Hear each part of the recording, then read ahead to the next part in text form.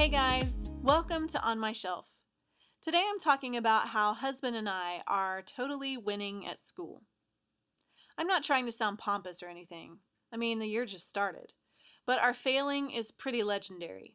If you had seen us at the end of last school year, you'd know that we were the parents who stopped signing our kids' folders in November. I hesitate to say this because I don't want to jinx us so early on in the year, but I'm incredibly proud of how we hit the ground running this year. My boys have been in school for 3 whole weeks, and we are still signing folders. If you knew how many folders there were, you would think this was quite an accomplishment too. In fact, I'll just tell you. The 4th grader has an agenda that needs to be signed when he finishes his homework, and another folder that needs to be signed when I actually see his graded homework, which is a little up in the air because he's like the nutty professor and doesn't always remember to bring this one home.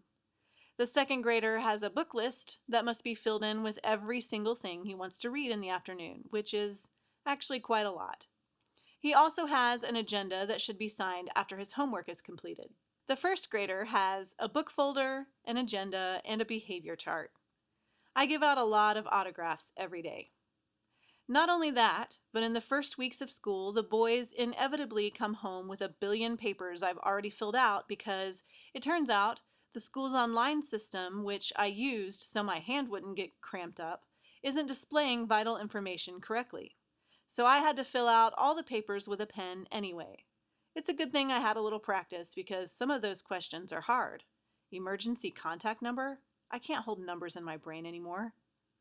I know it's still early in the stages of the school year and that the papers will continue to exponentially increase, as will the signatures, but husband and I created a solid system this year that includes a place for everything, a whole bunch of file folders to keep things safe, and some new expectations on the boys. Husband and I are creative people, and we spent a lot of time this year thinking about how to appear more successful at organization, because we didn't want to further prove the fallacy that all creative people are unorganized. It's mostly not true. So I went a little overboard with office supplies. I filled a jar with pens because our excuse last year was mostly that we couldn't find a pen to sign anything, and it was completely true. I labeled a file folder for homework because the excuse, "my little brothers ate my homework," was actually a possibility in our house. This year, the homework and pens have moved where little hands can't reach them. And probably most important of all, we've begun to expect our boys to not only pack their things, which they did last year, but also make their own lunches.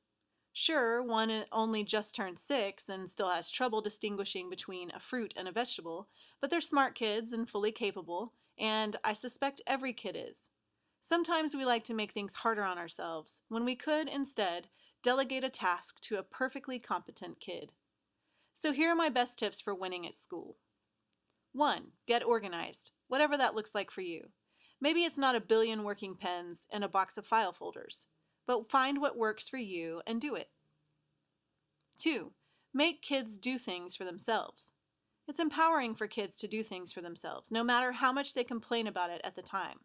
I'd rather be playing too, kids. We all work together. 3. Designate a time for the signing of folders or checking of homework or whatever it is that needs doing. I'm sure husband and I will be a little winded by the time November rolls around, but for now, I'm determined to stay on top of things, and we are, thanks to file folders, a jar with pens that actually write, and extra help from our fully capable boys. I hope you've enjoyed this inside look at my life and my best tips for staying organized in a crazy time of life. Don't forget to pick up a free book from my starter library at racheltolson.com/freebook. For more On My Shelf, subscribe to my YouTube channel. Thanks for watching.